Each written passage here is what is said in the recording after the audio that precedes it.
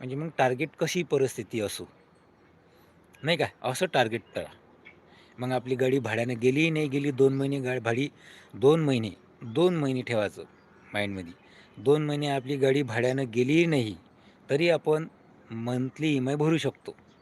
इथली भरूच शकतो. कशी परिस्थिती राहो आपली. कारण की बऱ्याचशा संघर्षमय जीवन आहे. आपल्या मागं बिमाऱ्या पण येतात. शाळेचं शिक्षण हे ते नाही का बऱ्याचशा घरच्या गोष्टी असतात, किरकोळ गोष्टी. तुम्हाला माहीतच आहे, अनुभव आहेच.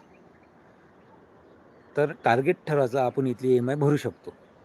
मग तुम्हाला जर जर तुमच्याजवळ जर आपला जर फंड असेल, 3,00,000 रुपये तुम्ही भरत असेल, तर काही हरकत नाही. तुम्ही 3,00,000 भरून गाडी पर्चेस करू शकता.